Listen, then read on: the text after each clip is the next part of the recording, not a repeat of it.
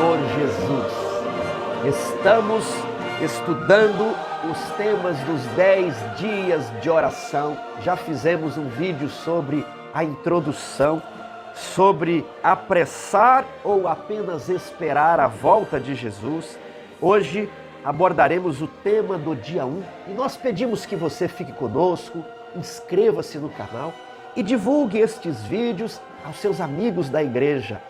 Esse vídeo é para ser utilizado na sua igreja, no seu pequeno grupo ou no seu estudo diário em casa. Cada dia estudaremos um tema dessa revista que tem por título Rumo ao Lar, revelando os segredos da vitória final.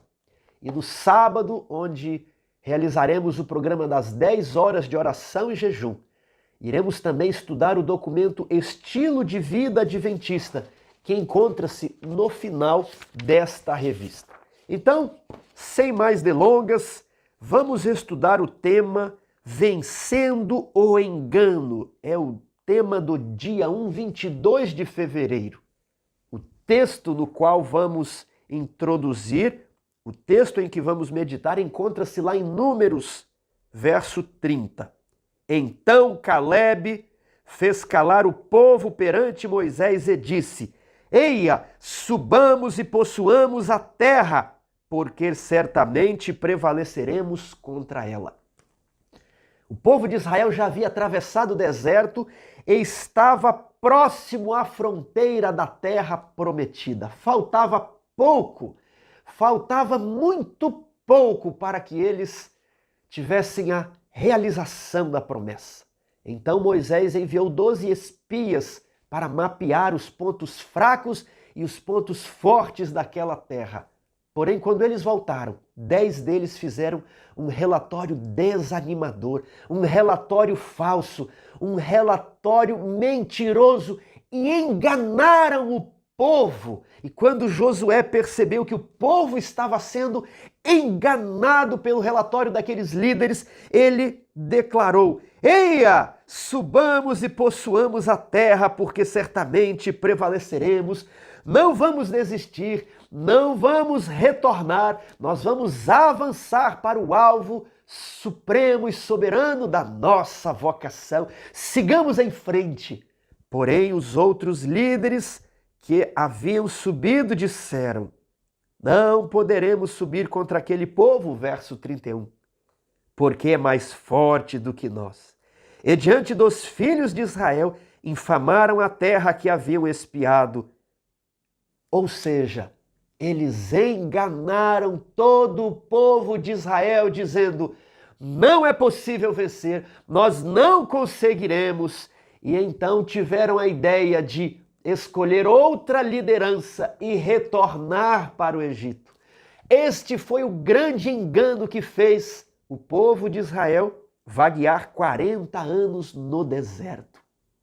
Por causa da murmuração e incredulidade deste dia, Deus falou: como eles demoraram 40 dias para espiar a terra, agora vocês ficarão peregrinando 40 anos neste deserto, até que toda esta geração incrédula, que não acreditou na vitória, pereça no deserto. Ninguém que viu as pragas, ninguém que viu a abertura do Mar Vermelho, nenhum dos que viram, as minhas maravilhas entrará na terra, mas o seu cadáver ficará prostrado neste deserto. Que mensagem solene. Querido irmão, nós também estamos quase na terra prometida. Estamos prestes a atravessar o Jordão. Em breve, muito em breve, nos encontraremos pessoalmente com Cristo. Nenhuma profecia mais precisa se realizar, nenhum grande evento. Esperamos apenas pela chuva serôdia. Precisamos pregar as 3 mensagens angélicas. O alto clamor do terceiro anjo despertará a fúria dos governos terrestres e será proclamada e será promulgada a lei dominical. Eu convido você a assistir aqui no nosso canal o estudo do livro, a leitura do livro A Lei Dominical, para que você compreenda um pouco mais o que já aconteceu e o que está para vir. Mas falta muito pouco para a volta de Jesus, porém nós corremos o risco de cair diante do mesmo engano. Qual engano, Tiago? De que não é possível vencer, de que há certas coisas mais fortes do que nós e de que nós devemos nos contentar em vaguear mais e mais tempo neste deserto. Aqui no livro Grande Conflito, na página 489, nós lemos o seguinte: por meio dos defeitos do caráter, Satanás trabalha para obter o domínio de toda a mente. E ele sabe que, se esses defeitos forem acariciados, será Satanás bem-sucedido. Portanto, Satanás está o quê? Constantemente procurando enganar os seguidores de Cristo com o seu fatal sofisma de que lhes é impossível vencer. É o mesmo engano que fez o povo de Israel cair aqui em Números 13 e 14. Satanás está empregando o mesmo engano nos dias de hoje, quando estamos nas bordas, nos limites da Canaã celestial. Vejamos o restante do texto. Mas Jesus apresenta em seu favor suas mãos feridas, seu corpo moído, e declara a todos os que desejam segui-lo: a minha graça te basta. 2 Coríntios 12, verso 9. Tomai sobre vós o meu jugo e aprendei de mim, que sou manso e humilde de coração, e encontrareis descanso para as vossas almas, porque o meu jugo é suave e o meu fardo é leve. Mateus 11, 29 e 30. Ninguém, pois, considere incuráveis os seus defeitos. Deus dará fé e graça para vencê-los. Precisamos vencer o fatal sofisma, o fatal engano de Satanás. Aqui na nossa revista temos a história de John Huss. Ele, ali por volta do ano 1400, encontrou os escritos do reformador inglês João Wycliffe. E ele se convenceu de que a igreja precisava de uma reforma. E ele então passou a pregar, só que ele sabia que essa reforma seria possível apenas por meio da exposição das verdades bíblicas. E, em segundo lugar, isso provocaria uma forte oposição da igreja romana. Tanto é que em 1415, John Huss foi amarrado a um poste em Praga, que, se não me engano, fica hoje na República Tcheca, e queimado por seu compromisso inabalável com a verdade. Querido irmão, assim como Huss descobriu os escritos de João Wycliffe, muitos hoje estão descobrindo os escritos de Ellen White. É assim mesmo, eu digo descobrindo porque às vezes parece que esses escritos foram esquecidos nas prateleiras. Eu recomendo a leitura do livro Testemunhos para a Igreja, volume 1. Ao lê-lo, você perceberá que a sua vida precisa de um reavivamento e reforma. Você descobrirá que a nossa igreja precisa de um reavivamento. E que, por vezes, a mensagem ali do livro Testemunhos para a Igreja, volume 1, causará oposição e perseguição. Assim como foi nos dias de John Huss, assim será nos dias de hoje. Só sabe quem já leu. Quem sabe as mensagens apresentadas ali em Testemunhos para a Igreja, volume 1, sabe que é uma mensagem muito forte e que despertará a oposição de alguns. John Wycliffe foi até a morte, mas ele insistiu na exposição bíblica. Ali os Testemunhos para a Igreja, eles apenas pegam a Bíblia e aplicam o sentido das Escrituras ao nosso dia a dia, à realidade da igreja. É isso, não é uma verdade nova, uma doutrina nova. É apenas a exposição das Escrituras. John Huss, ele foi até a morte. Será que precisamos ir tão longe? Jesus também foi até a morte por causa da verdade. Nós precisamos divulgar a verdade, custe o que custar. Nós precisamos conhecer essa verdade. Um outro grande engano é que a lei de Deus, ela perdeu a sua validade, é que a lei de Deus não pode ser obedecida. E veja aqui essa citação. A lei de Deus é uma expressão da natureza divina e a personificação do grande princípio do amor. E Jesus prometeu imprimir as suas leis em nosso coração. Se a lei estiver escrita no coração, claramente ela moldará a vida, a obediência, nosso serviço e compromisso de amor. É o verdadeiro sinal do discipulado. Isso aparece aqui em Caminho a Cristo, página 60. Por isso, a nossa revista faz um chamado à obediência, que é o chamado bíblico, é o chamado de Cristo. Tudo na natureza encontra-se debaixo de leis. E da obediência a essas leis depende a harmonia do mundo natural. Assim também, a lei de Deus é a garantia da liberdade, é a garantia da paz universal. E Satanás, lá no princípio, ele causou a rebelião por se manifestar contra essa lei. Ele dizia que a lei impedia a liberdade, de modo que cada um não podia fazer tudo o que cada um desejasse. Isso é um engano. E ele disse que quem não obedecia à lei, Deus destruía aquela pessoa. Então a lei não é uma lei de amor, mas uma lei de terror. Lúcifer foi expulso do céu e continuou disseminando o seu engano aqui na terra. A primeira mentira contada foi a mentira de que a pessoa pode pecar e viver. A mentira de uma alma imortal, peque e viva, quando a Escritura declara que o salário do pecado é a morte. Lúcifer é o grande mentiroso e ele quer fazer você acreditar que não é necessário uma lei moral para resguardar a ordem e a harmonia do universo. Assim como funciona com as leis da natureza, assim também é a lei moral de Deus que ele promete implantar em nosso coração. Não será um fardo pesado, mas quando o Espírito Santo trabalhar no nosso coração, teremos a impressão de que estamos fazendo a nossa própria vontade, mas estaremos seguindo a lei de Deus.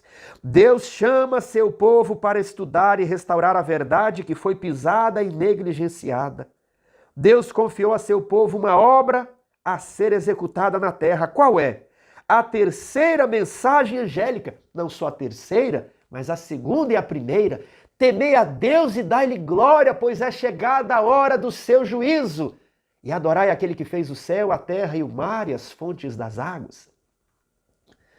O juízo de Deus levará em conta a lei de Deus. Se as pessoas não sabem, elas não vão adorar a Deus corretamente e serão reprovadas no dia do juízo. Por isso, proclamar a lei de Deus é importante que as pessoas saibam que existe um Criador e que existe um padrão de vida. Agora, como nós devemos apresentar isso ao mundo? A ferro e fogo, com o semblante carregado, sem misericórdia? Não. Nós devemos sempre apresentar o amor de Deus.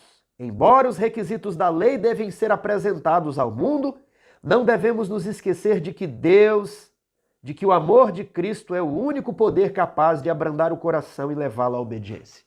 Como assim? Você não deve apresentar a lei e falar, agora, vai lá, você tem que cumprir, corra. Como se você fosse um general, um comandante militar. Você deve apresentar a Cristo e a pessoa será atraída. Ao você apresentar a rebelião no céu, a expulsão de Lúcifer, a queda do homem e a necessidade da encarnação. Eu sempre pergunto às pessoas, você sabe por que Jesus precisou encarnar? Quase ninguém sabe. Então você precisa apresentar por que Jesus precisou encarnar, a sua vida de obediência e a sua morte injusta. Mostre o Calvário, mostre o Filho de Deus pendurado na cruz, mostre como ele foi tentado, como ele padeceu. Isso despertará o amor e simpatia no coração da pessoa.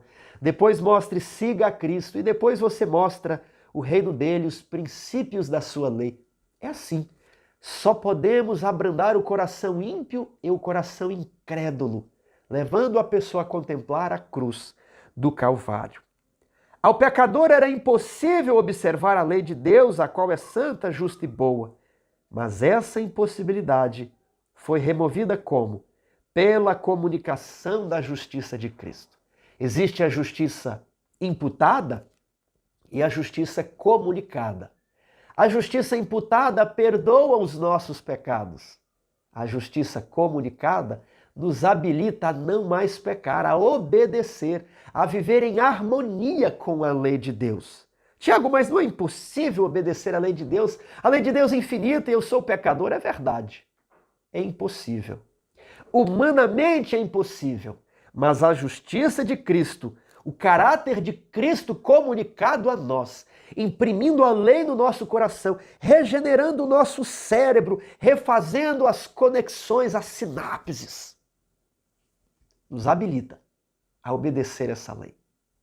O engano de Satanás é que o fatal, o sutil sofisma é que não é possível obedecer. E humanamente não é possível.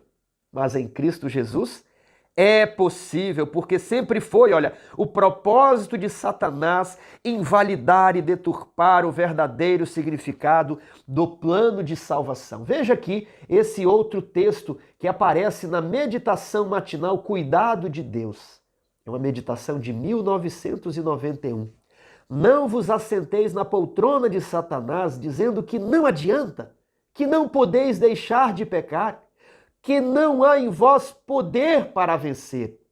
Não há poder em vós, separados de Cristo, mas tendes o privilégio de ter Cristo permanentemente em vosso coração, pela fé. E Ele pode vencer o pecado em vós, quando com Ele cooperardes. Aleluia! Glória ao Senhor! Você percebeu a profundidade dessa promessa? Não vos assenteis na poltrona de Satanás, dizendo que não adianta, que não podeis deixar de pecar, como os espias. Não vamos conseguir, essa terra é impossível de ser conquistada. Não seja um espia falso, infiel, que teve o seu nome registrado para a vergonha eterna. Estão aqui registrados no capítulo 13. Não se assente na poltrona de Satanás com os 10 espias infiéis. Mas seja como Josué e Caleb, apresentando a justiça de Cristo. Olha só. Tendes o privilégio de ter Cristo permanentemente em vosso coração e Ele pode vencer o pecado em vós. Quando com Ele cooperardes, podeis ser cartas vivas, conhecidas e lidas por todos os homens. Não deveis ser cartas mortas, mas vivas, testificando perante o mundo que Jesus é capaz de salvar. Isso foi escrito na revista The Yachts Instructor, 29 de junho de 1893. É um texto de autoria de Ellen White. Querido irmão, que promessa maravilhosa! Como então devo aplicar isso à minha vida pessoal? Aqui a revista, ela faz um chamado para você que é fidelidade à palavra de Deus. O inimigo tentará nos convencer de que as verdades de Deus não são muito importantes e que podemos substituir a revelação divina pelo raciocínio humano. Um dos maiores problemas do cristianismo atual é esse. Substituíram a palavra de Deus por um livro de teologia. Substituíram o assim diz o Senhor pelo assim diz o doutor. Muito cuidado. Muito cuidado ao pregar quando você faz um raciocínio diante da igreja sem ler os textos bíblicos, sem mostrar que esse raciocínio tem base bíblica. Hoje é comum dizer, eu acho que não tem problema. Deus iria exigir isso de nós? Isso é substituir o assim diz o Senhor por um raciocínio humano, por uma vã filosofia. Ah, isso era para aquela época, para aquele contexto, para aquela cultura. Isso é substituir o raciocínio bíblico pelo raciocínio humano. Utilize a justificativa do texto bíblico, mas não crie contextos históricos e culturais apenas na filosofia humana. Ah, isso era só uma regra, o que vale é o princípio. Isso tem minado a nossa fé na Bíblia. Isso tem minado a nossa confiança no espírito de profecia. Achar que são apenas conselhos, faz quem quiser. São apenas regras, a gente deve ficar com a Bíblia. Tudo isso é um raciocínio humano falso, porque o mesmo Espírito que inspirou este livro é o mesmo Espírito que inspirou este livro. Foi Jesus que falou por meio de Moisés, foi Jesus que falou por meio de Josué, foi Jesus que falou por meio de Davi, por meio de Pedro, por meio de Paulo, por meio de João. É Jesus que fala por meio de Ellen White. Não substitua a revelação divina pela teologia humana, pela filosofia humana. Temos que decidir a cada dia ir à presença de Deus e permitir que Ele nos faça vencedores e obedientes à sua lei. Precisamos orar. E aqui é um roteiro para a sua oração. Agradecer pelo aquilo que você já recebeu e louvar a Deus pelo grande amor que ainda é misericordioso para conosco. Confessar os nossos pecados, orar para que possamos estudar a palavra, para que tenhamos vontade, para que tenhamos compreensão dessas coisas, interceder pelos nossos pastores, pelos líderes da nossa igreja. E eu tenho orado para que Deus fortaleça os pastores que estão empenhados em pregar a verdade para o tempo do fim, para aqueles que estão colocando a face como seixo, para aqueles que estão estudando os testemunhos para a igreja, para aqueles que ainda não compreenderam a necessidade de estudar os testemunhos. Eu oro a Deus para que Deus coloque essa verdade no coração deles. E se há algum líder que não está comprometido com a verdade bíblica, eu oro a Deus para que ele seja substituído por outro que está com o coração aberto. Devemos orar pelos missionários que estão enfrentando privação, por os missionários que estão em risco de vida. Ore pela Igreja de Deus e pelos líderes do nosso povo. E você também pode apresentar os seus pedidos pessoais de oração. Gostaria de convidar você para orar conosco neste dia. Querido Deus, nosso Pai, toda a igreja agora está reunida e prostrada perante Ti. Agradecemos por Tua maravilhosa graça e por como o Senhor tem sido misericordioso para conosco. Senhor, temos pecado, temos retardado a Sua vinda, temos sucumbido aos enganos de Satanás, mas nós pedimos que o Senhor nos faça vitoriosos por meio de Cristo Jesus. Tire de nós as desculpas que muitas vezes utilizamos para não ler a Bíblia, para não orar, para não ler o espírito de profecia. As nossas incredulidades, afaste-as de nós, Senhor, e abençoe os líderes da Tua igreja, os pastores que estão pregando a verdade bíblica, que estão promovendo os valores do espírito de profecia, que estão administrando no temor do Senhor, os nossos missionários que estão nas terras de além-mar explanando a Bíblia, aqueles que estão dando estudos bíblicos, os colportores. Por favor, Senhor, não nos deixe neste momento final, não queremos mais vaguear pelo deserto deste mundo, não nos deixe sucumbir ao engano de Satanás de que não é possível vencer. Que o povo de Deus não ouça, se porventura alguém está pregando que não é possível vencer, que o povo de Deus não ouça, mas que eles possam ouvir a voz de Josué e Caleb dizendo que em Cristo há vitória. Seja com toda a Tua igreja no dia de hoje, em nome de Jesus. Amém. Que Deus o abençoe.